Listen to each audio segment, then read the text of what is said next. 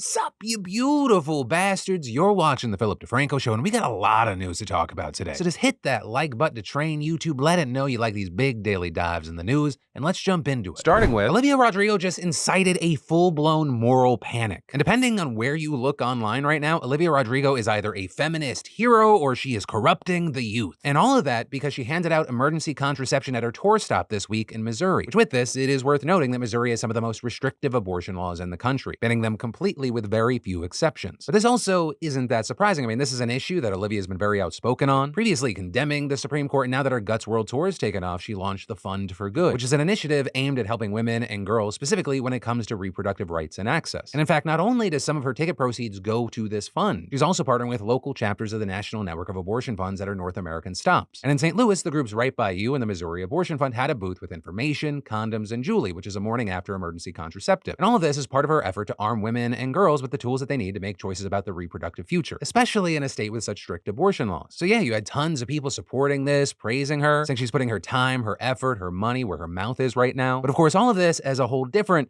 group in this country, not happy, very furious, with some very concerned about her specific audience. Because if you go to an Olivia Rodrigo concert, you're likely to see adults, teens, and yes, some kids. And so you had people slamming her for handing out information and contraception in a venue where kids were, some even slut-shaming her, people criticizing her, saying things like, "This is the narrative young girls are getting. Instead of celebrating mothers and loving children, they are being led to believe that abortion is normal and the purpose of sex is lust." Right? And there was no shortage of pro-birthers pissed off that she was fighting for reproductive access, also falsely accusing her of passing out abortion pills at her show. Which, I mean, just to relay the reality, as the FDA explained, that is very much not what the morning after pill is. But still, you had people writing things like, it's a drug used to kill kids. Her fans are kids themselves. She's quite literally helping kids kill their kids. So of course, with that, you had a lot of people pushing back, noting that the morning after pill prevents pregnancy. They do not terminate it. With people like activist Olivia Juliana, who we actually previously interviewed, responding to a Missouri state senator saying, "Plan B isn't an abortion medication, you donut. Thanks for being a prime example as to why men shouldn't make laws about women's bodies when they have no idea what the hell they're talking about." Others talking about how important contraception is, especially for many of the people in Olivia's demographic, right? Noting that trials have shown that giving teenagers access to contraception doesn't make them have sex more. It just makes the ones who are already having sex more likely to use protection. And it also wasn't just conservatives that were receiving this pushback. It was also outlets like Rolling Stone, because when they covered the situation, they ran with the headline, "Olivia Rodrigo's St. Louis concert hands out morning after pills despite state ban on abortion." With people saying that headline implies that the pills go against an abortion ban or a form of abortion themselves, when again, that is not the case. With the outlet even later getting hit with a community note on one of their tweets. And in fact, this whole mess got so big that the groups that Olivia partnered with in Missouri, they had to respond to all this, with the Missouri Abortion Fund writing, "For those wanting to know, Text Right By You brought the emergency contraception and we helped pass it out at Olivia Rodrigo last night. This is a normal part of their programming and what many abortion funds do when they table. Olivia supports abortion funds, but orgs are doing the hard work." And noting this is important to clarify for a few reasons. One, we want Missourians to know free emergency contraception is available even when Olivia is not in town. And two, responsible journalism could have let folks know that EC is legal and safe. We spent the day correcting wrong info. But with all that said, ultimately where I want to kind of end this story is just as far as my personal feelings on this, like it's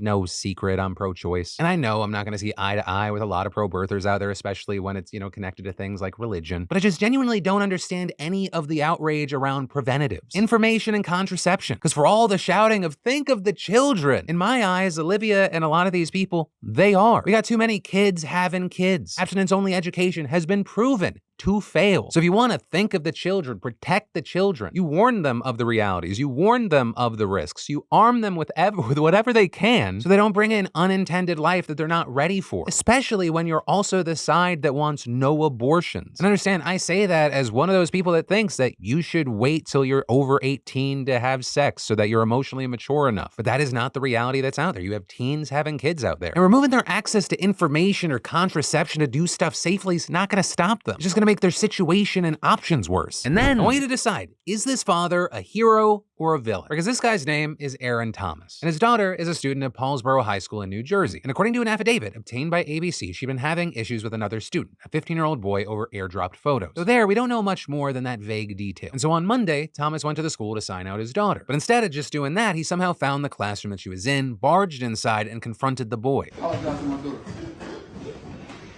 I didn't do nothing to it. I didn't do nothing to it. I see you.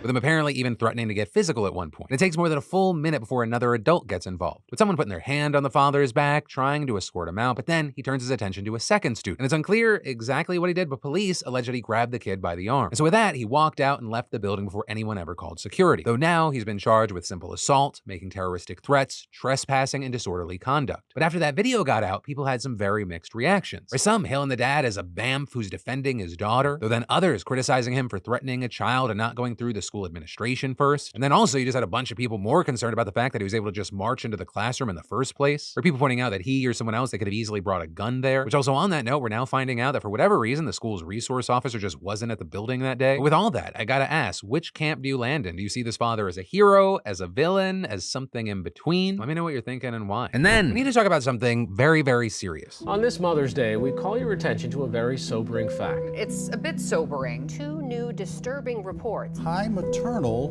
mortality rates. Hundreds of mothers are dying every year, and health professionals say about half of those are preventable. Pregnancy in the U.S. has become significantly more dangerous. The maternal death rate has been steadily rising for decades. The U.S. has the highest rate of deaths related to pregnancy and childbirth in the developed world. Health experts say we are failing. But are we really? Or at the very least, is it as bad as it seems? Right? Because according to a new study published yesterday in the American Journal of Obstetrics and Gynecology, America's actually not doing as bad as people think. In fact, finding that in contrast to warnings for years, that maternal mortality has doubled or even tripled during this century, the rate has actually remained relatively low and stable. And as far as why there's such a huge gap between some numbers and other numbers, they say the answer lies in 2003. Right back then, the National Vital Statistics System, or NVSS, it added a checkbox to death certificates to note whether a deceased person was pregnant or had recently been pregnant, and doing this to address concerns that pregnancy-related deaths were being undercounted. And just that little change dramatically increased the count of maternal deaths, going from 9.65 deaths per 100,000 live births between 1999 to 2002 to 23.6 per 100,000 from 2018 to 2021, or in other words, it more than doubled. But this new study actually found that many of those deaths were unrelated to pregnancy or childbirth. For example, hundreds of people aged 70 or older were misclassified as having been pregnant, and in other cases, you had people's deaths from cancer or other causes being counted as maternal deaths if the box was checked. And also with this, one of the weird things is the NVSS realized that people were misusing the checkbox as early as 2018. But instead of doing away with it or making some other change, the organization only tightened the criteria for women over the age of 44, seemingly because older women were more likely to be misclassified. So in this new study, the researchers ignored the checkbox and counted only deaths that listed a cause related to pregnancy. What they found is that when they did that, mortality only increased from 10.2 to 10.4 over the same 20-year time period. But also with this, and I really want to stress this, I do not want to give the impression that these new figures are like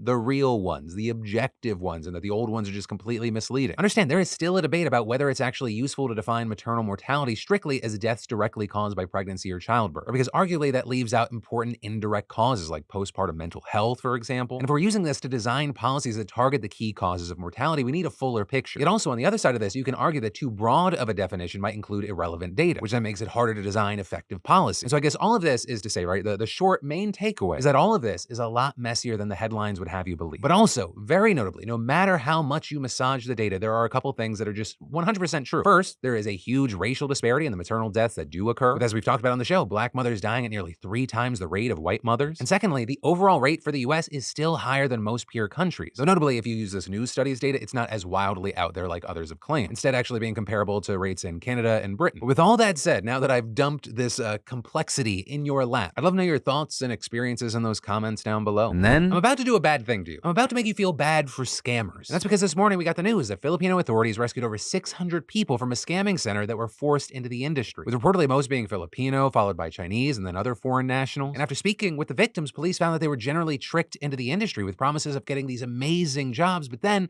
forced to stay at the facility and scam people all over the globe. With the most common things that they did being various crypto and love scams. Or pretty much they'd pose online as people interested in finding love, find to mark, slowly build up that trust, and then convince them to invest in various business opportunities with cash or crypto. And as far as how the police actually figured all this out, it's because one of these guys, a Vietnamese man, managed to escape after climbing a tall wall and running to a nearby farm. And they knew pretty instantly that this wasn't a bullshit story, because there were clear signs of torture all over his body, which I can't get into the specifics because of YouTube policies. You're just gonna have to trust. It was bad. And so following that, police raided the compound and found plenty of guns and ammunition alongside stories of past victims who tried to escape but were caught. And what's really crazy and sad is this is hardly the only case of this happening. Just last year, Filipino authorities rescued over 1,000 2,000 people who were forced into scam work. It's also notably not just happening in the Philippines. Southeast Asia in general is a hub for this kind of scam work, with the UN even estimating that hundreds of thousands of people are being trafficked throughout the region for it. And this is you have countries like China especially fed up with it, as many of their citizens are the ones targeted on every step of these scams, or from being forced into the work all the way later to then being targets of those workers. And it's at a point that they're even trying to hunt down those leading these rings. Like, for example, in northern Myanmar near the Chinese border, where ethnic Chinese militias and warlords control the region, China even managed to get the military junta to agree to arrest 3 of these warlords. And that's despite them being especially powerful allies of the regime in order to not get on China's bad side. And while the news that we got to talk about today is good, the bad news is this is very widespread and it's not going to be ending anytime soon. And then, staying hydrated is crucial to regulating body temperature, keeping joints lubricated, helping deliver nutrients to cells, keeping organs functioning properly, and honestly so much more. And while most of us have the best of intentions to try to stay hydrated, most of us fall short. And so that is where the fantastic partner of today's show, LiquidIV, comes in. Right? This is the stuff that gets me through my workout, keeping me hydrated in a delicious way with 3 times the electrolytes you get from the leading sports drink. And now a new sugar-free flavors here with their hydration multiplier sugar-free raspberry melon. And this stuff is good. You get the taste of like tart raspberry and the notes of delicious melon, while you get refreshing hydration with 0 sugar and 0 artificial sweeteners. You know, I usually drink LiquidIV during my workouts, and now I've added the sugar-free packs into my daily mix. And did I mention how convenient these travel-friendly sticks are? It's super easy. You just tear,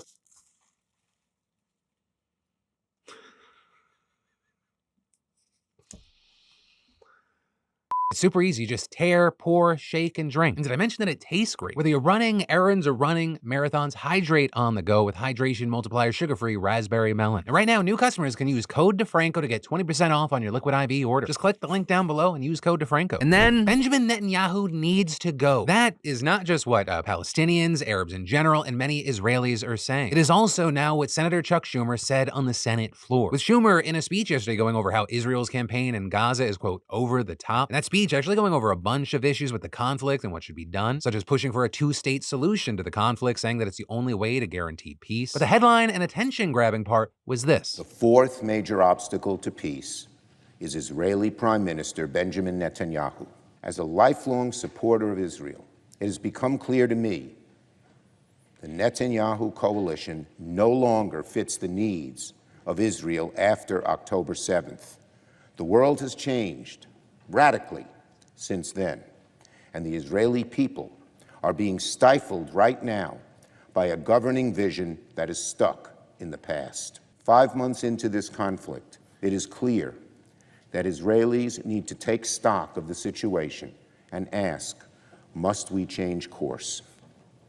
At this critical juncture, I believe a new election is the only way to allow for a healthy and open decision-making process about the future of Israel. And he also added that he thinks that Netanyahu does genuinely care about the security of Israel. Quote, I also believe Prime Minister Netanyahu has lost his way by allowing his political survival to take precedence over the best interests of Israel. Now, notably, with this disliking Netanyahu, normally it's not newsworthy. He is not the most popular person. But it is a massive deal that not only a senator, but also the majority leader came out and called for new elections. And Schumer is hardly the only one. There is a growing movement within the Democratic Party to push both political and policy changes within Israel. I mean, it's actually at a point where some think that his comments didn't go far enough. Like in Michigan, for example, where the campaign for an influential anti-war group said, Senator Schumer is beginning to shift, but far too slowly and with little substance for what actions Biden can take now to stop the outrageous civilian death toll in Gaza. And all this is on the other side of the aisle. You have Republicans blasting Schumer's comments. Senator Mitch McConnell, for example, calling Schumer's comments grotesque and hypocritical for those who, quote, hyperventilate about foreign interference in our own democracy to call for the removal of the democratically elected leader of Israel. With them then going on to say the Democratic Party doesn't have an anti-Bibi problem, it has an anti-Israel problem. And outside the United States, right over in Israel, you had President Isaac Herzog not liking these words, writing Israel is a sovereign democracy, and saying it is unhelpful, all the more so as Israel is at war against the genocidal terror organization Hamas, to comment on the domestic political scene of a Democratic ally. Although honestly, they're probably not the most happy with Biden right now anyway. Right, first off, President Biden has been increasingly making deals to help Palestinians in Gaza, right, such as aid airdrops and having the Navy make an offshore port so European vessels can bring aid to Gazans. And on top of all that, Israeli outlets are reporting that the U.S. wants to actively oust Netanyahu and claiming that the info comes from a, quote, very senior Israeli official. They also say that Netanyahu is, quote, fuming at U.S. intelligence reports that say that he is very likely to face big protests as he continues to lose trust with the Israeli public. And while all of this obviously affects situations on the ground, there is also the question of how is Biden going to navigate this? Because on one side, Republicans are going to try and frame this as Democrats and Biden that they're anti-Israel. And that, while you're going to have Democrats and Biden pushing back saying, no, it's not an anti-Israel issue. It is an anti-how Netanyahu is handling the situation, / he's doing a number of things to remain in power situation. But then on the other side, you're going to have people saying that Biden and Democrats aren't doing enough. Their comments and actions don't go far enough. You know, as always, where we land on this is we have to wait and see how history plays out. And in the meantime, if you have any thoughts, opinions, or predictions, I'd love to hear from you. And then, should drug dealers be charged with murder in fentanyl overdoses? That is both a question I have for you watching right now and something that's being debated in California right now, where we've seen an increasing number of prosecutors pursuing this path. In fact, district attorneys in multiple counties have moved towards this strategy. It is including Sacramento, Fresno, San Joaquin, San Bernardino, San Diego, Placer, and Riverside. While most of these counties cover more conservative or purple areas of the state, we've recently seen ultra-liberal San Francisco taking similar steps, with the DA, mayor, and police officials forming a task force that'll investigate opioid deaths and drug dealing as possible homicide cases. But really, right now, Riverside County, which is known for its aggressive crime prosecution, is really leading the charge here. Since 2021, the county's DA, Mike Hestron, has charged 34 suspected fentanyl suppliers with murder. Very notably, last year, he successfully prosecuted a landmark case where, for the first time ever in California, a jury convicted a man of second-degree murder for the fentanyl-related death of a 26-year-old woman. Also notable, that wasn't the first fentanyl murder conviction in the state. That came out of Placer County back in July for the overdose death of a 15-year-old girl. But that Riverside case specifically is still super significant because it's the first time that a jury was successfully convinced that the person who supplied the fentanyl knew that it was deadly and still provided it anyway. And in that case, prosecutors argued that the defendant, Vincent David Romero, he split a pill that he knew contained fentanyl with 26-year-old Kelsey King, who overdosed and died. Although with that, Romero's conviction is currently being appealed. Right, and with all this, as places like the New York Times explain, many of the fentanyl cases that have been prosecuted in California involved people who thought they were buying pain pills like oxycodone or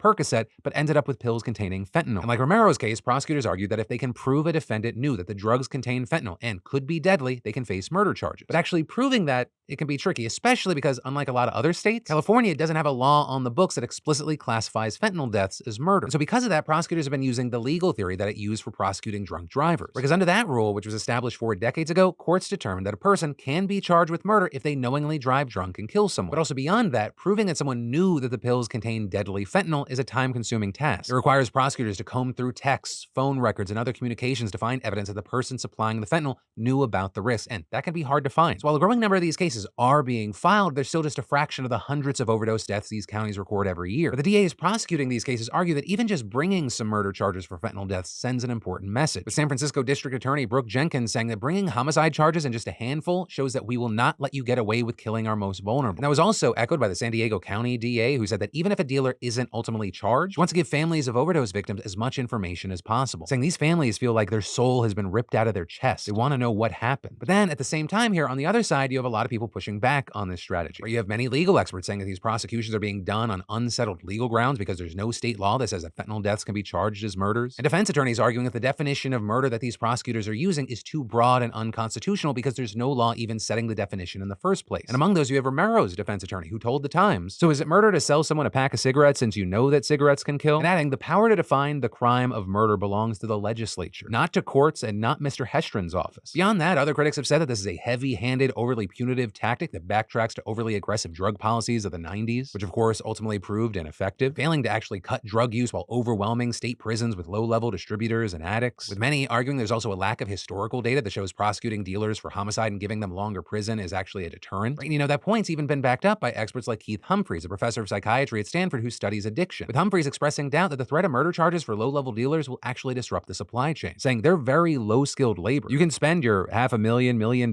per to put them in a state prison system, but they'll be replaced almost instantly. It's not out of sympathy that I say we can't just continually arrest people on the corner. It's just futile. So you have Humphreys and others saying that instead of using retribution-based tactics that we've seen fail in the past, the local officials should be focusing more on rehabilitation and harm reduction, like providing Narcan or addiction treatment. Also addressing the root cause of addiction, like mental health and housing crises. And again, all of this playing out as many feel that we need to do everything and anything possible to try to mitigate the ever-growing opioid epidemic and overdose crisis. And so with this, I'll end it how I started, with the question, should drug dealers be charged with murder and fentanyl overdoses? And then, you know, as someone who struggled with pretty significant debt in early adulthood, I know personally how stressful that can be. And I can only imagine dealing with debt today, coupled with the rising cost of pretty much everything. And if you're at the point where you're making payments every month on your debt and your balances aren't going going down? Today's sponsor, PDS Debt, has a program that rolls all of your payments into one low monthly payment. PDS Debt offers options that allow you to pay off your debt in a fraction of the time, saving thousands in interest and fees, which is huge. Just one low monthly payment based on what you can afford. And everyone with over $10,000 or more in debt qualifies. And get this, there's no minimum credit score required. And PDS Debt is giving y'all a free debt analysis just for completing the quick and easy debt assessment at pdsdebt.com/DeFranco. Yeah, you'll receive a full breakdown of how to save on interest each month and the quickest way to take care of your debt. So just go to pdsdebt.com/DeFranco and get your quick and easy debt assessment today. It's time to take back control of your life and live for you, not for your debt. And then, so you already know that America has a broken multi-billion-dollar organ transplant industry. And if you don't, I got a link in the description on our deep dive into that. But what we got to talk about today is what could be the biggest threat to it. And what we got to talk about here is this Washington Post report that federal authorities are conducting a big, sweeping investigation into potential fraud committed by the nonprofit organizations that collect transplant organs. And this, according to 6 people familiar with the probe. Because as we've talked about on the show before, there are widespread issues with the U.S. transplant system. And specifically, at the center of all this, you have the nonprofit that has had an ironclad monopoly over the transplant system for nearly 4 decades. The United Network for Organ Sharing, aka UNOS. And not only does UNOS single-handedly operate the whole U.S. organ transplant system, it is the only entity that has ever run the system. And boy, oh fucking boy, does that arrangement have a truckload of problems. Right? According to government statistics, more than 103,000 people are currently on the organ transplant wait list, and 17 people die every day while waiting. And notably, that as UNOS has long been criticized for the number of organs they've discarded, damaged in transport, or simply just didn't collect at all. And then back in 2022, the Senate Finance Committee published an insanely damning report on the findings of their own 2+ year-long investigation, which again, we have touched on. But at the very top level here is that this report revealed a winding network of failures that have cost lives, and specifically 70 lives from 2008 to 2015, with those people dying due to mistakes in screening organs, while another 249 developed diseases because of the same errors. And we're talking about real basic shit, like failing to complete mandatory tests for blood types and disease. Also, under UNOS, there have been numerous breakdowns with the delivery of organs, like some being damaged in transit, abandoned entirely at airports, or just being left and never picked up. And with that, you have experts and lawmakers saying these breakdowns can be traced back to the technology that UNOS uses, with a confidential 2021 White House report obtained by the Post finding that the whole system needs to be overhauled, citing complete shutdowns, absolutely prehistoric software, and that's among many other issues and errors. But this is UNOS's rejected calls for reform. And this is the federal agency that oversees UNOS has very little power to actually regulate them and doesn't have the same technical expertise. So UNOS is basically able to get around new updates to technology that the feds require by just complaining about change and using a lot of confusing technical jargon instead of actually taking steps to fix anything. But this also, as one of the biggest complaints about UNOS, is that they're just simply a shitty boss. Because while UNOS is the big daddy that controls the whole network, it does this by overseeing smaller regional nonprofits that actually handle the collection and transportation of organs, with those nonprofits called organ procurement organizations, or OPOs. And there are 57 of them in total, with each holding its own total monopoly over the territory it operates in. And critics have long accused UNOS of not doing enough to manage complaints about these OPOs when they underperform. In fact, in the 2022 report, the Senate Finance Committee said that UNOS's lax oversight of the regional nonprofits, that was partly to blame for the many failures the report identified, specifically finding that 1 in every 3 OPO had failed to meet government standards for collecting organs in their monopolized territory. And this is UNOS basically doesn't do a damn thing to hold the OPOs accountable. And that's really important for what we're talking about today, because it's these procurement organizations that are at the center of this reported investigation. Now, at the moment, the exact scope of the probe, that is unclear, with sources telling the Post that it involves U.S. attorneys from numerous parts of the country in at least 5 different states, as well as investigators from the Department of Health and Human Services and the Office of the Inspector General of the Department of Veterans Affairs. And while the inquiry has been going on for several months, it appears to be intensifying, with the chief executive of the Association of Organ Procurement Organizations sending a letter to his membership that said that the VA Inspector General had dispatched investigators to the offices and homes of 10 OPO chief executives as part of an inquiry. And as far as what is being investigated here, sources say the probe is looking to determine whether these OPOs knowingly defrauded the government, and specifically whether any OPOs violated the Federal False Claims Act by intentionally billing the federal government for unallowable costs. With sources also saying the investigators are looking into whether there were any kickbacks between organizations and if 6 OPOs have fraudulently billed the VA and Medicare. Right? And the VA's involvement here is actually very, very notable, because it's not usually grouped in with the criticisms of the organ transplant system, though it still has plenty of its own problems. With a 2021 report in the American Journal of Transplantation finding that between 2010 and 2019, OPOs procured organs from just 33 deceased donors at VA hospitals, even though 5,281 were eligible for donation. And this also, as a person familiar with the inquiry, said that investigators are looking into whether OPOs are just using VA donors to collect body tissues that can make them more money, but not harvesting desperately needed organs. Because in addition to procuring organs, some OPOs also collect tissues like skin, bone, heart valves, and other body parts that are used for surgical operations and other medical treatments, with those being gathered both from people who also donate organs and from people who don't. And not only are those body tissues way easier to collect than organs, which obviously require much more expertise, but the market for them is also super lucrative. And unlike organs, information on tissue transaction doesn't have to be made available to the public. And while we only know so many details right now, this investigation is absolutely massive, right? Because it could result in criminal charges or civil lawsuits, with a post saying this probe could be the gravest threat yet to the status quo in the troubled multi-billion-dollar organ transplant industry. And that's incredibly significant because this isn't the first time that the federal government has tried to crack down on UNOS and its network of problematic organ procurement groups. Right back in 2012, 2 officials in the Alabama OPO were convicted of healthcare fraud and other charges after taking kickbacks from a funeral home. And just last year, the Senate Finance Committee sent letters to executives of 8 different OPOs in what they described as an effort, quote, to crack down on serious potential financial conflicts of interest and abuse of taxpayer money. And there, we saw the senators specifically ask the executives about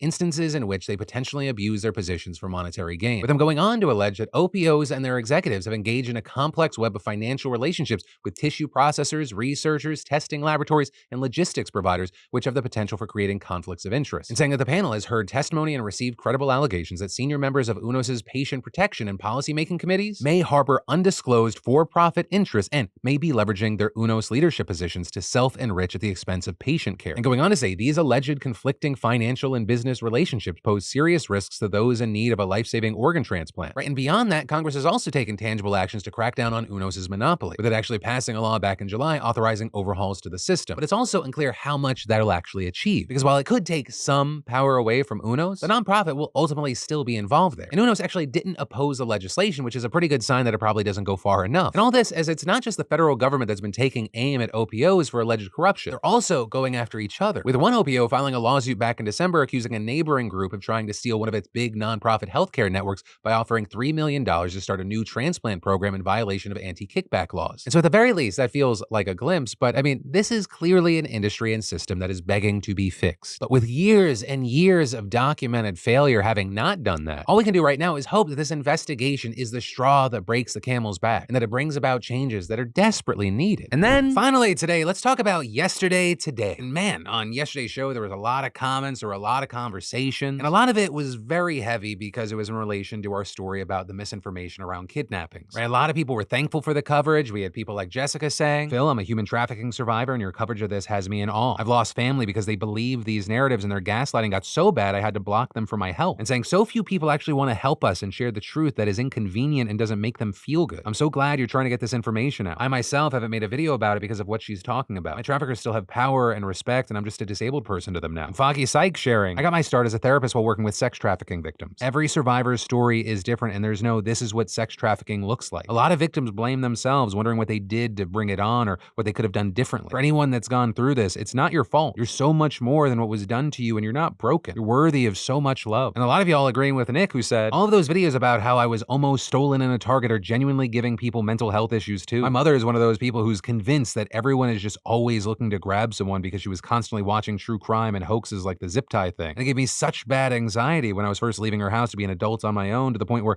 I was scared to go outside. The fear-mongering is making people genuinely unwell, and it pulls so much away from what actually causes trafficking. Because now when people try to clarify it, they get yelled at by a lot of scared people who think they were almost a victim because of these types of posts. And I also want to take a second, because obviously I can't get to every single comment. I do want to thank so many of you, not only for giving your opinion, but for sharing your stories. It's very eye-opening, a lot of it so heartbreaking. And all I can say is I wish you the best, and I hope yesterday and that whole segment allowed you to feel kind of seen, maybe like something helpful was being spread. Also, in those comments, there were a lot of conversations around that first story, the stalking situation that led to a house getting blown up, with Stronsky saying, first story's wild. Imagine passing on a date because you got a bad vibe or some red flags, only to be proven horribly correct when they and their friend come back at you with a bow and arrow, a snake, dog poo, and a goddamn IED. And WMD Kitty saying, and men wonder why women don't trust them. Which, yeah, I mean, there's no shortage of stories and situations that we've covered that make me go like, it often sounds so fucking hard just to be a woman that exists. But also, of course, I will say with stalking and harassment, it is important to remember that everyone can be a victim. And actually with that, we have people like Frosty DLR sharing, I was in an abusive relationship. Breaking up made things so much worse. She stalked, harassed, and even threatened to burn my house with my family inside it. Hearing that first story terrifies me, knowing how close a threat could have realistically been turned into a reality. The final comment I'll mention in this section was connected to the Mr. Beast story that we covered, which had a lot of people agreeing with Cameron Jones, who said, the way Mr. Beast describes his work life makes me realize I should definitely spend more time with people close to me. Yes, money is very important, but I shouldn't neglect other things in my life. And yeah, this will come as no surprise if you watch yesterday's show where I was sharing my opinions and my personal life experiences, but I agree. Sometimes the pursuit of success and money, it blinds us to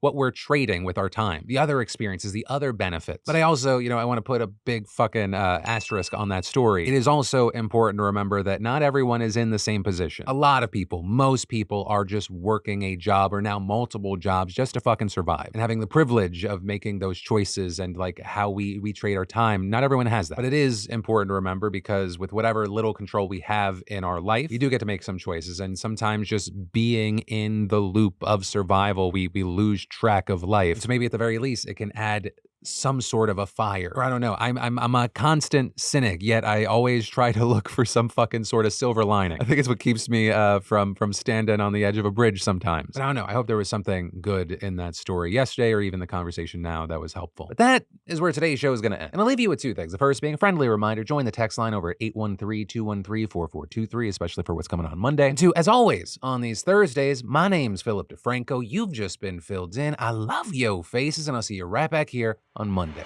You on my mind a lot. Don't need no time watch. I don't know how I got you in my pocket spot. Yeah, that's babe, need you every day. You like my oxygen.